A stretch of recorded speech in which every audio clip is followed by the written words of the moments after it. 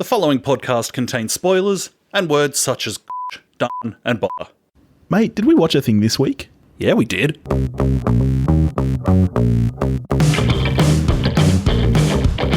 Hello everybody and welcome to We Watched a Thing. It's Billy and Topher and we're doing a throwback this week, mate. What are we watching? We sure are. We are doing Michael Mann's film Heat. Yes. Now, the way throwbacks work, for those who haven't joined us for one of these previously, it's a film that one of us loves, the other's never seen. I shockingly have not seen this. So you genuinely love this film, though. How many times do you reckon you've seen it? It's a lot. I don't know how many times I have seen it. I remember this run of me and one of my best mates when we lived together. It only took one of us to say on any given evening, maybe we should watch Heat. And the other one's just like, fuck yes, we should. That is exactly what we should do. As far as we were concerned, watching Heat was always the right thing to do. I know that it was either last year or the year before that it was doing a round at cinemas and you went to see it. Yeah, so I didn't see it in cinemas at the time. I was kind of, well, I wasn't old enough. was the problem. So that was, first chance I'd had to see it in the theaters, and it was so good. It was so good. Tell me about this. I know that I've heard stories about the sound somewhere. Was this like the first Dolby film or something like that? Certainly there are innovations in the sound, which we'll get to as we kind of make our way through this film, which, as you've said, or like as we've just touched on, I didn't see this film in cinemas. I came to it when I was in a department store one day taking a kind of shortcut through a mall on my way home. And I still like doing this, just walking through a DVD section of a shop. Yeah. I was walking through the DVD section of this store, and I was at this age where it was kind of probably when I was really starting to like really get into movies and realize that this is something I like more than most people I know. And one of my early phases of this was going Pacino and De Niro crazy. Yeah, yep. As these two, like they were kind of, like they were the guys that you knew that these were probably the two most important actors of, the last 30 years. And so I saw the cover of this movie and was just like, oh my God, it's both of them. And just bought the DVD with the little money I had working at McDonald's, which, fun story, doesn't pay that much. And, judging from the cover of the film and being a teenage boy, which is to say stupid, I was actually kind of disappointed by the movie because I wanted just like 2 hours 40 of action. Yeah. Which the movie is not. And I remember by no means disliking it, but I didn't love it to begin with. But at the same time, something about it got a hook into me. And I just kept watching the movie until at some point when, I don't know if it was just because I'd aged a few more years or like whatever happened, I just got to this point where I was like, oh, wow. Like you'd acquired a taste for it. Like how when you first start drinking beer, you're like, oh, I don't like this. And then the hoppier you get, you're like, yeah, okay, yeah. You just kind of get acclimatized. Like a frog in a pot of hot water. And particularly when I look back at the beer that I did start drinking, no wonder I didn't love it. Because that stuff is swill. So, all right, let's get into it then. Heat is a 1995 American crime drama film written and directed by Michael Mann. It features an ensemble cast led by Al Pacino and Robert De Niro, as we said, with Tom Sizemore, Jon Voight, and Val Kilmer in supporting roles. What is it about, Toph? It follows the stories of a cop and a robber. You're probably familiar with the concept. Normally in a cops and robber film, you're focused on one side. In Heat, we get both in equal measure. We get the thief, played by De Niro, and the cop who's trying to track him down, played by Pacino. Yeah, you do. It's the second swing, if you like, that Mann had at this film, having made a made-for-TV film called, appallingly, LA Takedown in the, I believe, mid-80s, which apparently is I mean, just absolutely horrendous. It's meant to be just like unwatchable. Yeah. So he subsequently got longer and longer because he had initially written it as a pilot for a series. And then I guess after that series didn't get picked up. Because at the time, like Michael Mann, like he's Miami Vice is what Michael Mann is at the time. And then after that series didn't get picked up, he made the television film. And then we ended up with this nearly 3-hour epic. Like, it must be vastly different to the original script that was written in 1979. Like that film, it is based on at least two actual people. The real-life thief that it's based on is actually called Neil McCauley. He didn't even change his name. Yeah. This was in Chicago rather than LA. And then there was a cop who he did change the name of. Don't know why you could change one name but not the other, but anyway.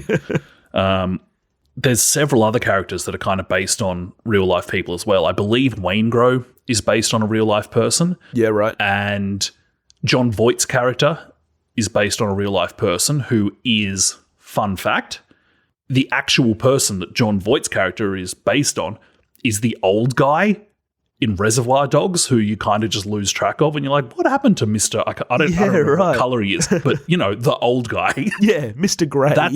That's Jon Voight's character. Yeah, right. That's cool. He went from being a criminal to an actor at some point, I guess. Much like Machete. Indeed. Who had indeed spent time at Folsom where Neil McCauley had been. Yeah, I mean, you know the story behind his career, don't you? I'm sure everybody does at this point, but it's pretty fascinating because he was working as a drug counselor after getting out of prison, helping young actors and stuff get clean. And he was on the set of, it was a boxing film, I can't remember, helping the actor with cocaine issues.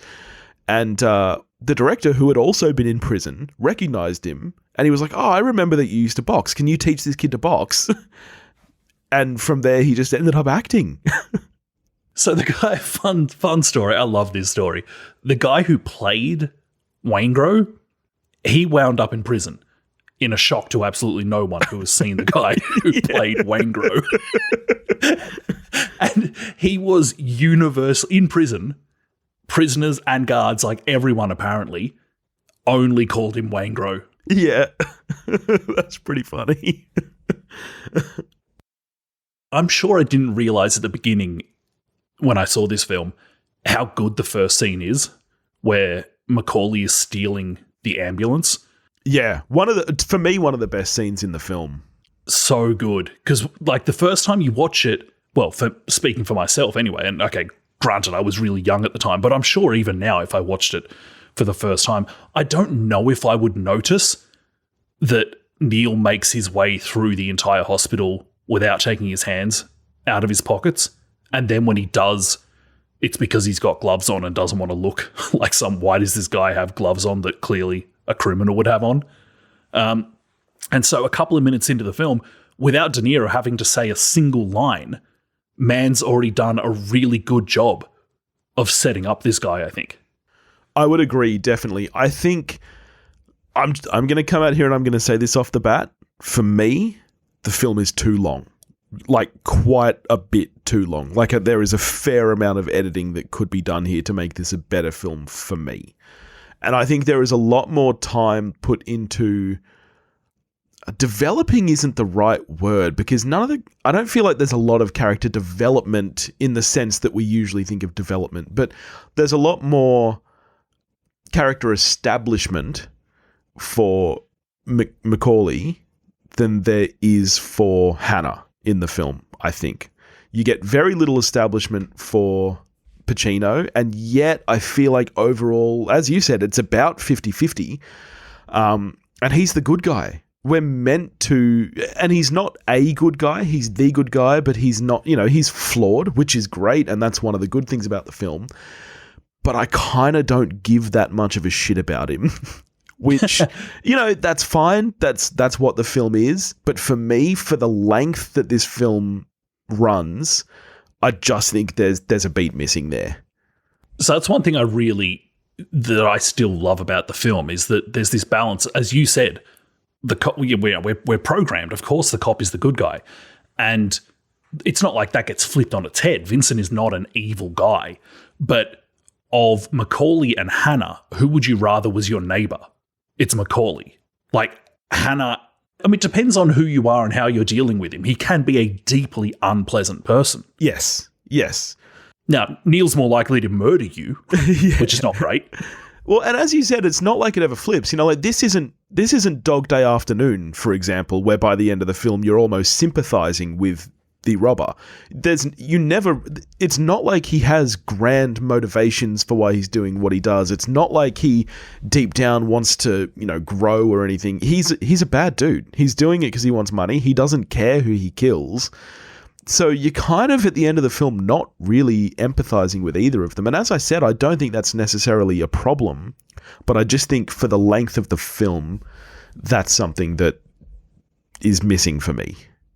Reasonably early, actually, in fact, very early on in the film, one of the first scenes is Val Kilmer's first scene, a role that he came to fairly late because they didn't think he'd be able to film this and Batman Forever. Right. Which are the same year.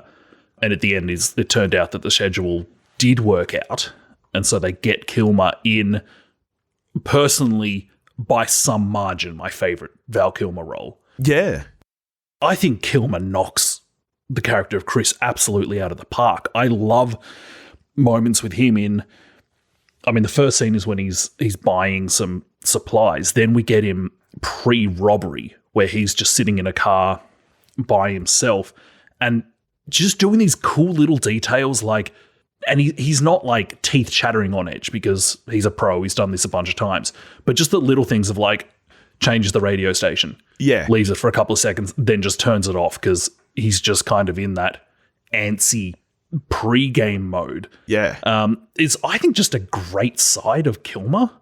I agree. Can I say, while I'm getting my controversial stuff out of the way up front, I think that Kilmer is the strongest performance in the film for me. De Niro is De Niro and Pacino is Pacino. I don't think this is either of their best performances by any stretch.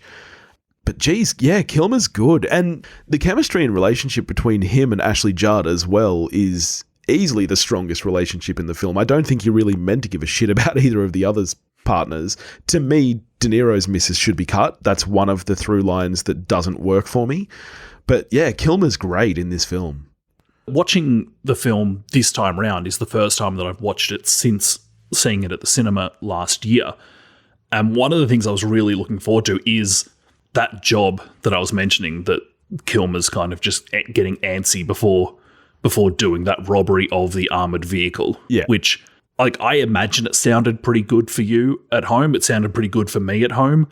I can't tell you how satisfying it is in a theatre. Yeah. It's audio to a level, it actually, or you can kind of drill down into this and be like, well, yes, audio kind of does physically hit you. It's a wave. It does hit you. Yeah. Sometimes you really kind of know you've been hit by audio. Yeah. And that robbery is one of them. It does not miss. It's phenomenal. And I think just an absolute killer sequence. So brilliantly put together by Mann. Yeah, I did watch this film in the home theatre, which I don't do for every movie. A lot of them I'm like, I'll just watch this in the lounge room. And yeah, that sound is good. The biggest shame is that I had sleeping children, so couldn't have it too loud. But yeah, it is very, very... And that entire opening scene, the first 15 minutes of the film, which leads from Macaulay stealing the ambulance into this heist, absolutely brilliant. One of the best heist scenes I've ever seen. When the armor guard car is traveling along and the truck, and you know what's going to happen. You know exactly what's going to happen. But it's cut at a really good pace where it's not over-edited. It's so clear what's happening. It's really well put together. So this absolutely holds for... We might as well do this now because I think it absolutely holds true for this specific scene, both when it's happening and then that evening, once Vincent Hanna has turned up to inspect the scene. It really struck me this time watching the film how often Michael Mann just forgoes an establishing shot for a scene. So many scenes in this film play out entirely, or at least very nearly entirely, in mid-shots and close-ups. And yet, you're never lost. He does an amazing job of keeping your orientation crystal clear without having given you this overall idea of the space. It's kind of freaky, actually. That's absolutely true. And I think that part of that comes down to the sense of movement in the film. You know, like you think about that opening scene where we're following De Niro through, and then we're following the cars. We're moving with the characters, which is why I think each scene kind of establishes so well. The use of movement in the film is very strong. And then maybe there's a film to rival this for me, but off the top of my head, I can't think what it would be. And because you and I are both pretty easily bored by gunfire in a film. Yeah, very much. In this film, and I think it's the combination of how hard they go audio-wise with a gunshot. Like, it's not just like bang, bang, bang, bang, bang, bang, bang, bang, bang. Like, even just one shot going off is a really serious noise. Yeah. And also, we recently watched, I've already forgotten the name of that utterly forgettable film. Was it No Remorse or Without? It was Without Remorse, right? It was one of the two. I know that the guy didn't feel bad. Yeah. It was lacking in remorse. Yeah. And there's one sequence in that towards the end of the film where like everyone's just firing. It's just bang, bang, bang, bang, bang. And there's no consequence to firing a bullet. Yeah. Yeah. And that goes for how many action films that we see. Yeah. In this movie, if someone pulls a trigger, something happens. Yes. It's a big deal because people die. Yeah. And that's established in that opening scene. When Wangro just completely fucking, for zero reason, shoots that guy. Goes full Wangro. And then De Niro comes back and shoots the other guy. Like, just completely establishes this is this universe. People will die. No remorse. There's another good thing there, I think, that Mann does in setting up that, okay, yes, everyone here is a murderer. Yes. But this guy is a nut job. This guy's just cold-blooded. That's right. Yeah, you can feel the different motivations there, definitely. I also think that the gunfire that is in the film is actually, this is going to sound strange, but in some ways quite restrained. It's not like this isn't full gang warfare, gunfire, blazing. All the action kind of, probably the biggest gunfire-y scene in the movie is still kind of split between these smaller groups, and I don't know, I just think it's handled quite well. And even, I mean, the scene where obviously we get the most gunfire in the big heist, the bank heist of the film, which spills out into a shootout in the street. They did an interesting thing there where they just had microphones everywhere recording audio live as it happened. Yeah. Which gets you that really big reverb that you get from the gunfire in that sequence, which which thinking back is, you remember when you would hire, when like DVDs existed, but we're all still watching VHS. Yeah. Yeah. Or at least we certainly were in my suburb. We were not on DVD players yet. On the commercial on a VHS that was trying to get you to move to DVD, one of the shots that they used when talking about the audio is actually the bank heist in this film. That's how good the whole sound design in this film is that it was literally part of the advertisement for get DVDs because the sound's better. Yeah. The other thing I think that did, having that reverberation on the gunshots and stuff that you were talking about, it makes it feel much less choreographed too. Like this, it feels much more real.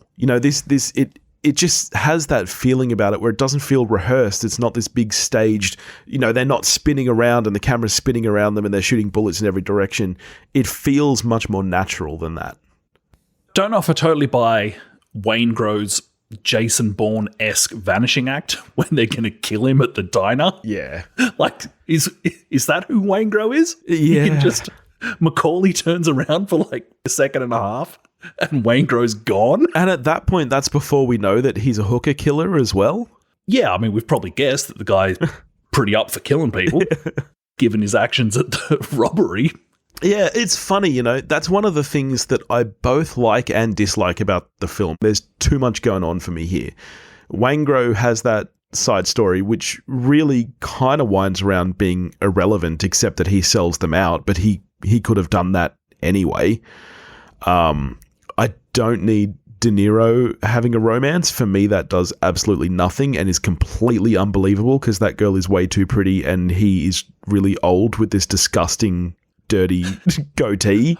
I know people who are into early to mid-90s De Niro. Oh. There is definitely a market for this era De Niro in romantic terms. No.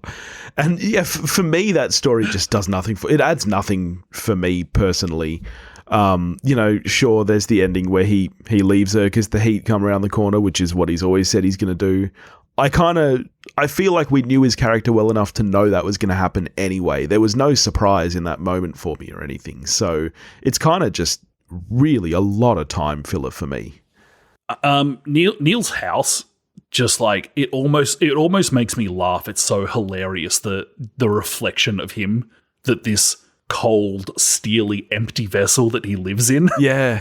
It's but just with amazing. That beautiful view of the beach. Cracking view. Everyone in this film has very nice houses. About halfway through I was like, you know what? I'd like to see Nancy Meyers have a crack at directing Heat. We'd spend a lot more time in their houses. Yeah. Yeah, in terms of houses we visit, very nice, which is kind of in contrast to some of the places in and around LA we visit, which I remember, I think I remember being struck by this when I first saw the film, is that if you're not from LA and your familiarity with that city through television and movies is your entire experience with that city, at the age that I saw this film, we're talking Fresh Prince of Bel-Air, we're talking 90210. Yeah. Like, as far as we were concerned, everyone in LA lived in a mansion. Yep. Do I know how dumb that sounds? Yes, but that's all we saw. Yeah, definitely. No one in Clueless was slumming it.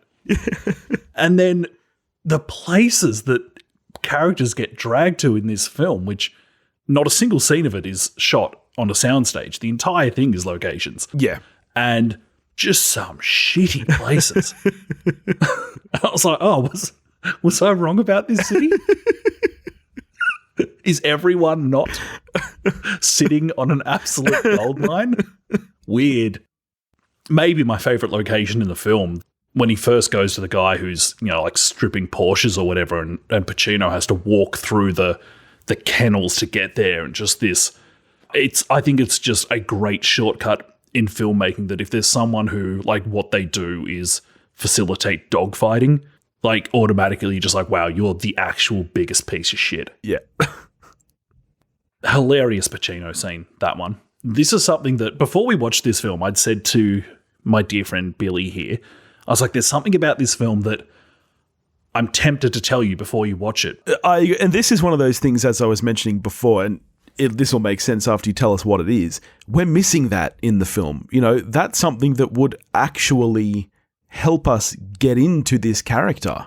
So some people, I would argue against it, but I know where they would be coming from, would kind of write this Pacino performance off as middle period big Pacino. It's borderline for me, to be honest. I think without the context of what you're going to say, this is not a bad performance, but it's a borderline performance. I think, yeah. Is Pacino going for it? Absolutely. She's got a great ass. But in scenes like Gimme All You Got, the one thing that Pacino is doing that we don't necessarily know about but did exist in the first script that Pacino was given is that Vincent Hanna is a coke addict. Yeah. And when he's acting like someone who is on drugs, it's because he, in fact, is on drugs. Following on from the Gimme All You Got meeting, when he does go to the nightclub to meet the guy and his brother, and you just watch him walk from the car to that entrance, you're like, oh yeah, this guy he's high as a kite. And all the clicking, at this point. The incessant clicking. Yeah, he's walking along and he's kind of just what he's doing with his hands, like with his tie and stuff. It's like, oh yeah, this guy is so obviously, now that I know it, he's so obviously on drugs. But here's the thing for me, that all of that makes this film worse for me, because now it's bad filmmaking that was cut, and it's bad acting by Pacino to go that direction even though it was cut, because he is playing too big. Without that establishment that he's a drug addict, he is just acting badly in a lot of those scenes. The accusation that Pacino is acting badly is, quite frankly, disgusting. Clearly I didn't dislike it before knowing that. I do like it more knowing it. But at some level, it must have been doing something, because it was just like, oh, yeah, that definitely checks. Not like, oh, wow, that's a revelation. It was like, oh, yeah, that tracks. Well, that's the thing for me. It completely tracks even character-wise. Like, he's a hardworking cop in the 90s. He's absolutely the kind of person who would have been doing coke back then. So I kind of don't know. I don't understand why it was cut, because it wouldn't take long to establish that, and it would have made the performance and the film better in my eyes. There were times where Pacino took the drug thing to the extreme. Allegedly, he took it to the extreme of sometimes not just acting. Yes, like he was a coke addict.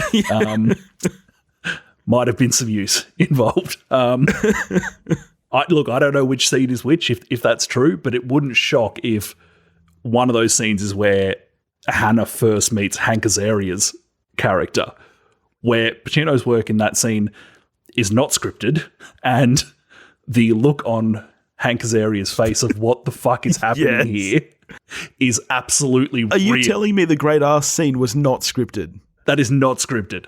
That is great ass. Great ass.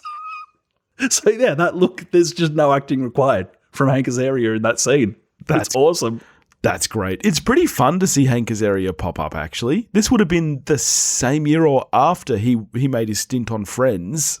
I know he had a little bit of Friends chat, week before last, but yeah, he's Phoebe's boyfriend. He's the scientist, David. Okay. They date in season 1, and then he goes to Minsk to conduct research. He comes back later, though, but she's with someone else, and it's quite sad because we like David, the scientist. Yeah. Bummer. 40 minutes into the film, we meet the actual biggest piece of shit in the film. The guy who runs the diner who employs Dennis Haysbert. Yeah. What an absolute prick. Like, of everyone in this film, the one person that I'd be like, I don't care if you catch a bullet, it's the owner of the diner. I hate that guy. And just props to whoever's playing him, because he does it. Like, I hate him so much, which is actually just because it's a great performance. Now, speaking of performances, there's something that listeners of the show will know that you famously hate, you're not here for, and that's child actors. True. So tell me how you're feeling about young Natalie in this film. Had you seen Leon before you came to this? I reckon I would have seen this before Leon, is my guess. Leon being Portman's first film, this being her second. Often called The Professional. It might be called The Professional elsewhere. Yep, Leon / The Professional, whatever you want to call it. Jean Reno killing a bunch of people. Yeah. It's great. If I was going to cut one thread of this film, it would be Portman's stuff. Yeah. That pains me to say it about our gal Nat, who we love. I love Natalie Portman. I texted you as soon as she popped up. Be like, hey, it's Portman. By the end of the film, I just want it cut. It doesn't add to anything. It's the most human we ever see Vincent. Yes, and I get that that's the point of it, but I think that there are quicker ways to establish that. Because elsewhere, Vincent almost doesn't know how to behave as a human being. I mean, he's too high, mate. Yeah, and there's a point where one of his colleagues has been shot, and he asks him on the phone how he's going. Yeah, and it almost seems like it's just because he knows that's what he should ask, not because he gives the slightest fuck that this guy's been shot. So that's the one good thing about Portman's character, is that it's the most human that Hannah ever is. Having said that, do I need that plotline? Nah, I don't. I tell you what would be actually the scariest thing to ever happen to anybody in the world ever. It would be Bobby De Niro saying, "What am I doing? I'm talking to an empty telephone. Because there was a dead man on the other end of this fucking line." Holy shit. I could not love that line reading anymore. If I was Michael Mann, I'd have filmed De Niro stuff first so that I could play it back on set so that William Fichtner just didn't even need to act. He just stands there with a telephone looking petrified. I love it. William Fichtner, just mad underrated and underused. Yeah, This would have been the first thing I saw him in, I suspect. probably. It's like this and then Go. How good is Fitchner in Go? Yeah, Go is seriously underrated. Love that movie. Fitchner's great, and I'm sure that his casting at the beginning of The Dark Knight is part of Nolan's kind of nod to the sprawl of his film reflecting this one. Absolutely, The Dark Knight reflects this. Even just the subtlety of using the city as a character like this. Like, we haven't really spoken about this, but LA is a big part of this film. For me, anyway, is the way I read it. Yeah, that's it. Like on the cover, like on the poster, it says Heat, and then like the tagline is an LA crime saga. Yeah. And it's bang on just in terms of the sprawl that the story in the film takes on, which kind of also reflects the city itself and is I suppose, one of the better excuses that Mann had for uprooting it from Chicago, where it actually happened, to LA. Well, and to me, too, it's the only excuse imaginable for the length of the film is, as you said, the sprawl of it. Like, having it feel so sprawling and not everything connects, you know? Like, in a usual film, that would be bad. You know, you think of the old storytelling adage, you know, you don't want ands. You don't want it to be this happens and this happens and this happens and this happens. Everything should be buts or therefores. This film really is a whole string of ands. Like, there's a lot of shit in this film that happens for no real reason. When he finds Natalie Portman in the bathtub, for example, and a little bit of your head goes, oh shit, did Bobby do this? No. She did it. Of course she did. It's got nothing to do with anything that's happened previously. There's a lot of stuff in this film. You know, Waingro killing the hooker. Nothing to do with anything that's going on with De Niro or Hannah. But, you know, in a usual film, that would just be bad storytelling. But in this film, I think you've hit the nail on the head with the word sprawl there. And yeah, the city is really what ties that all together, I think. One of my favorite edit points and bits of performance in the film is in the meeting where they're deciding, okay, are we going to do the bank job or is this just too big a risk? The moment where Chris realizes Neil is leaving is so good. This is like all of a second's worth of filmmaking here, where Neil says, well, I'm going away after this, so the risk is probably worth it. And we just cut to Chris for like literally a second or two. Yeah. And Val Kilmer just does this thing where to tell you that that's news to Chris. Yeah. And with their relationship, which you touched on earlier, which is kind of this real big brother, little brother. Yeah.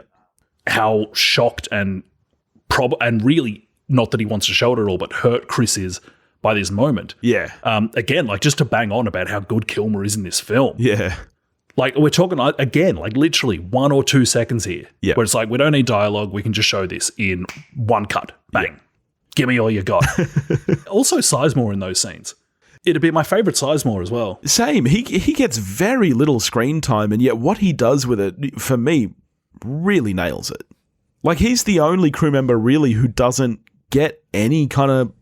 I mean, none of them really get backstory, but he gets nothing. He's just there, and yet he's just rocking. The action is the juice for Sizemore. Yeah. So a decent chunk of the way into this film, we get, like, the scene, which is where... after all this dancing around, not only in this film, but also throughout their careers, yeah, we get Pacino and De Niro, where there was the whole thing, like, yes, obviously they were both in Godfather Part 2, but obviously not on screen together. These two absolute titans and icons of the industry, finally we're going to sit them down. And there's something almost hilariously brilliant about Michael Mann going, we're not going to move the cameras. There's going to be no staging. There's nothing. I'm just going to sit these two guys down and be like, give me all you got. Yeah, apart from the opening, absolutely my favourite scene in the film. And they didn't, I think it was De Niro's idea that they shouldn't rehearse the scene so that them playing off each other would just feel more immediate and real. And Mann was like, yep, good call. Yeah. And so shot it with 2 cameras so he could really get those two working off each other. And mostly it is used off one take. I think off the top of my head, I think take 8 is the bulk of that scene of these two guys just sitting there being incredible. And this scene, like, for anyone who thinks that Pacino no longer has it at this point in his career and that everything he's doing in this film is big. Yeah, this is a very quiet scene. You only need to look at this scene and how small he goes. There's things he'll be telling De Niro something and look at the wild-eyed great ass is gone. And he'll just do this kind of sad half smile at points as very subdued. As almost like he realizes how weird it is that the only person he can tell this to is this guy that he's probably going to wind up killing. Let me say this, though. Look, I know that I've sounded maybe negative on this film, and my score's not going to reflect that. I enjoyed this film, but I'm going to say something else here. This scene is so far and away the pinnacle of this film that for me, I didn't really feel like the film even really got going until this moment, which is, an hour and a half into the film, maybe longer.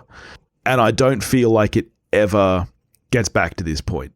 This film is not as much of a cat and mouse game as you might expect, or as this scene might have you expect. This scene almost makes you think that you're getting set up for much more cat and mouse, that it's going to be neck and neck, they're on each other's trails. That's never really where this film goes. And for me, I think it would have been more interesting if it did. You know, you think of those great cat and mouse relationships where the two actually know each other and how much fun that is and how thrilling that is. And this film, for me, it doesn't play with it enough. There's almost no reason for them to meet in this scene other than to get the two actors together. And to me, that's a little disappointing. So for me, I have grown to absolutely love where the film goes after this point, because rather than doing what it could do, which is end at the bank heist, what the film then goes into is this kind of extra chapter moving away from tension for the most part and kind of going into the tragedy of these guys. Yeah. Again, I could do without it, but it is the excuse for Portman's character. And ultimately, the tragedy really is more with Macaulay, in that what leads to this guy's downfall is that he veers away from this thing he's been preaching the whole time. And rather than taking you to this high point, Manns then just says, okay, I'm just going to let this thing simmer for a while. And that's where we're going. I disagree, and here's where my problem with it is. And I guess I kind of know where you're coming from. His thing is about, if you see the heat, don't be afraid to ditch everything and go, right? But every time we hear him say that, it is in response to close personal relationships. That's not the reason that he gets caught up with by Hannah. It's not because of the girl. It's because he goes back to kill Wangro because he's that kind of vengeance person. But again, that's a personal decision. It is. That's not a professional call. Yeah, I know where you're coming from, but it's, I don't know. For me, it doesn't have that same thematical impact. And not to mention, if it's not for her, I think he's already gone at that point. I don't know. I think it's, for me, that's where the finale gets a little bit messy. And I don't mind the idea of him going back to kill Wangro because that's exactly what this guy would do. Like, I don't think he is as ready to just ditch everything and go as he thinks he is. But for me, there's, I don't know. It's a little bit all over the shop towards the end there for me. What I don't understand is how the cops get fooled by Chris having a haircut. That's silly. That's very, very silly. Yeah, okay, let him go. This guy doesn't have a ponytail. I mean, he definitely looks like Bruce Wayne, but whatever. And then we get no finale to that character. I'm guessing he just gets away with his money, right? I mean, I guess he gets the money but loses his wife. Yeah, I was still waiting for Heat 2. What's Chris doing? Here's a question. How did Portman know where Vincent was staying to go to his...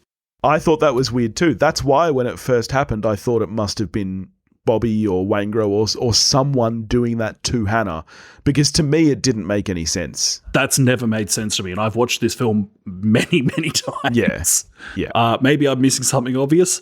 The penny hasn't dropped yet. Yeah. All right, so you obviously love this film. What's your score on it, and has that score changed over time? It's probably been pretty steady for a long time. maybe when I was like 19, being peak film bro-y, it was a 10 out of 10. I've slipped to a 9 out of 10 now. Yeah. I absolutely do not care about the length of this film. Like, it could be fucking longer for me. I don't care. I absolutely love the sprawl of it. I love the tangents. Yeah. Except for Natalie Portman's character. I could watch Pacino and De Niro all day long in this film, and plenty of other characters besides. So yeah, I'm a 9 out of 10. Yeah. Yeah, look, that's obviously the opinion of the majority. I think I'm in the lesser here. And again, by no means do I dislike the film. I liked it a lot. I'm a 7 out of 10, which is a good score. For me though, it needs quite a deep edit. I think this film could be 2 hours, 2 hours 20 maybe, and I think you'd have a stronger flick. That's disgusting. Sizemore's The Action Is the Juice. For me, and like I'm actually like seriously, for me, the sprawl is the point. And I absolutely agree with you. And as I said earlier, it works in that sense. When you look at it from that perspective about the sprawl of it, it absolutely works. But I still think that there are many, many, many tangents that could be cut, and I think you'd have a stronger film. For me, obviously not for everyone else, because lots of people love this film. And I wonder if I'd feel differently about it had I seen it 10, 15 years ago. Yeah, I'm coming to it very, very late at this point. So who knows what that has to do with it. Thing is like literally a quarter of a century old, which is just weird. Yeah. We're so old. We're really, really old. Yeah. All right, cool. What are we getting to next week, buddy? I don't know, a movie probably. Next week, I think, unless I'm mistaken, let me double check the old calendar here. Next week, it's finally happening. We're back in the MCU, my friend. Black Widow. All right. In the meantime, if you want to get in touch with us, you can do that at wewatchedathing.com or wewatchedathing@gmail.com. You can find us on Facebook, Instagram, and Twitter, all under the handle @wewatchedathing. If you want to help support the show, you can do that at patreon.com/wewatchedathing, and we'll catch you next week. Watch a movie, folks.